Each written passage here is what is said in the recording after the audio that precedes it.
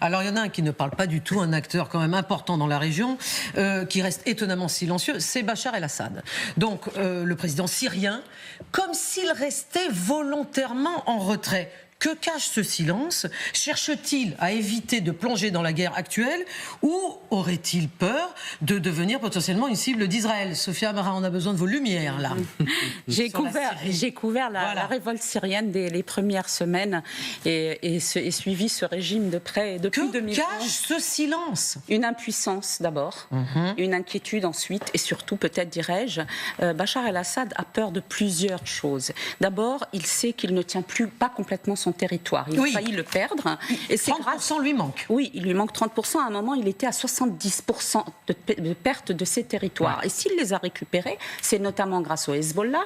Aujourd'hui, il ne manifeste même pas le moindre soutien pour ce parti. Et grâce à l'Iran, avant que n'intervienne Poutine, les deux premiers participants à cette guerre n'ayant pas suffi à reprendre les territoires qui avaient été grignotés d'abord par les rebelles et ensuite par les djihadistes. C'est ça qu'il craint. Il craint de reperdre la main, il veut garder son pouvoir et fait carpette, il ne bouge pas, de peur. Et en plus... De peur d'y perdre quelque chose. Et en plus, il ne serait pas contre finalement ce divorce avec l'Iran qu'Israël essaye de lui imposer parce qu'il trouve que l'Iran est trop présente en Syrie et parce que, en contrepartie du rôle qu'a joué l'Iran, parce que c'est l'Iran qui a poussé le Hezbollah à rentrer en Syrie.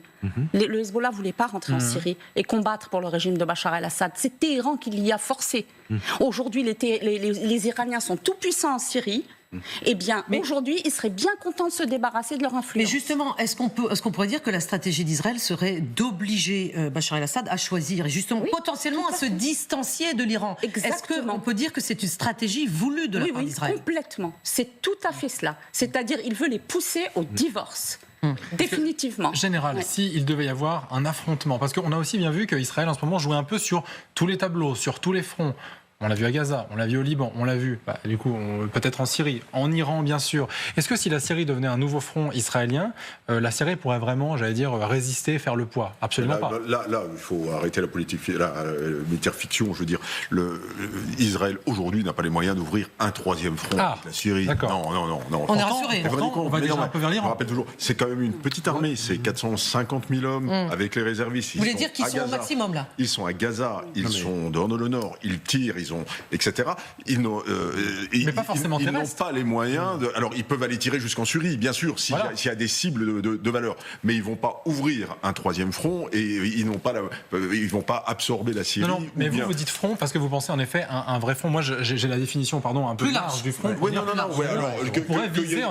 y ait 2-3 tirs parce qu'ils ont identifié que des chefs du Hezbollah se sont repliés là et qu'il faut tirer là. Ça peut arriver. Mais ils l'ont déjà fait. Ça, ils savent faire. Mais ça n'ira jamais plus loin. Le Tsahal mène une guerre, la Syrie, c'est un très gros pays. Aujourd'hui, ils n'ont pas les moyens. Là, je suis absolument catégorique. Vous êtes catégorique, d'accord. Très bien.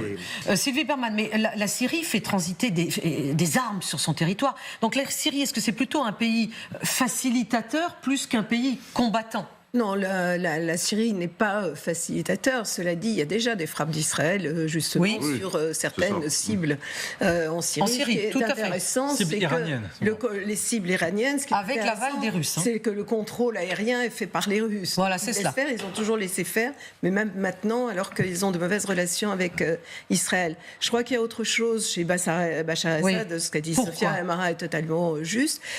D'abord, le Hamas est plutôt intervenu aux côtés des rebelles contre le régime de Bachar el-Assad. C'est cela. Si, effectivement, le Hezbollah, au contraire, est venu à son secours à la demande de l'Iran.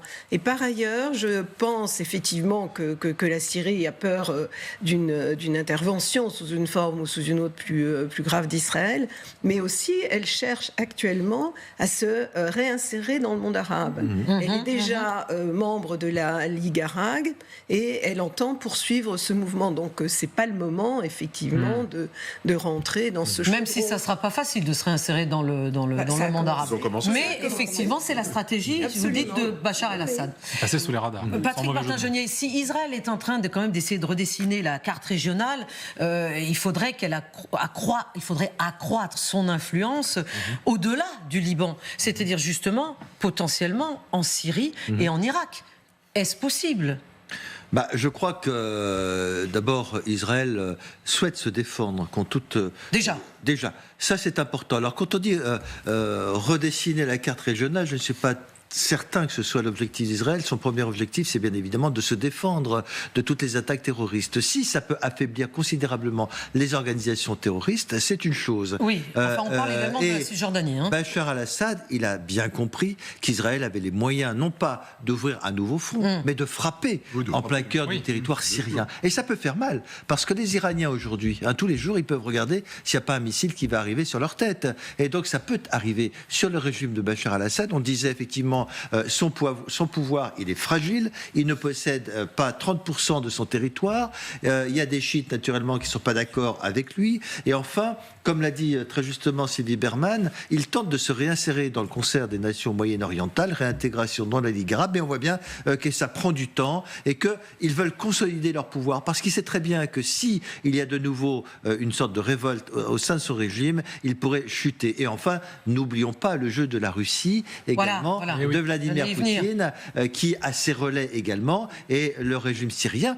Bachar al-Assad est allé à Moscou il y a quelques mois, et donc c'est effectivement un relais de Moscou. Oui, il était très bien accueilli, absolument. Sophia Amara, il y a quand même une certaine impopularité de la présence iranienne en Syrie. La Syrie est un pays à majorité sunnite, avec une minorité alawite, et justement on peut comparer cette impopularité iranienne avec la popularité de la Russie. Alors, parmi la population sunnite qui a été opprimée par le régime alawite, il y a une haine de la Russie aussi bien que de l'Iran. Des deux. Par contre, les Iraniens sont particulièrement honnis parce que si la Russie avec l'Iran s'est partagé ce pays à cause de l'influence qu'ils y ont gagnée en intervenant auprès de Bachar el-Assad, les chiites ou les alaouites, eux, et donc l'Iran, ont changé, ou en tout cas tenté de changer la nature confessionnelle, démographique des Syriens. C'est-à-dire ils ont déplacé les sunnites, ils ont mis des chiites à la place. Il s'agit de déplacement de population. Exactement. Et c'est à cause de ça qu'il y a une haine viscérale parmi la population sunnite majoritaire en Syrie, de l'Iran et du Hezbollah. Mais ce qu'il faut quand même dire, en réponse à ce que vous disiez, si vous me permettez une phrase, c'est que n'oublions pas que la Syrie, si elle voulait, ce qu'elle pourrait entreprendre comme action contre Israël, et ça ne serait pas du terrorisme, du droit international, c'est de s'en prendre aux Israéliens sur le plateau occupé syrien du Golan. Oui, ok. Alors, mais malgré cela, occupé. Et malgré cela, eh bien, la Syrie ne fait rien depuis 1973. Pourquoi ? Parce que la Syrie veut épargner son territoire comme l'Iran et compte sur le Liban, qui est toujours la caisse de résonance de tous les conflits du Proche-Orient, pour combattre les Israéliens via le truchement des Libanais, parce que le sang libanais, les Libanais ne sont pas importants. Donc la Syrie reste stable, elle tient la population du main de fer, et allez entretuer vous, les Libanais, vous êtes au front, vous allez vous frotter aux Israéliens. C'est ça qu'il faut dire. Ça n'empêche pas également que la Syrie puisse être un relais souterrain avec des proxys, etc. C'est une autoroute. La Syrie, tout transite par la Syrie. Les armes qui rentrent d'Iran vers le Liban, le Hezbollah, passent par la Syrie. Rôle crucial. C'est une base arrière, c'est une autoroute. Et la Syrie a toujours eu une autorité de fait sur le Liban aussi. Et donc c'est ça. Bien sûr. C'est la Syrie historique. C'est la Syrie historique, le Liban. Le Liban, ça veut dire que, hélas, il est du 19e siècle. Le Liban, qui est un grand pays, malheureusement n'a toujours pas pu recouvrer une pleine souveraineté. On a bien fait de vous faire parler de la Syrie et du silence de Bachar el-Assad.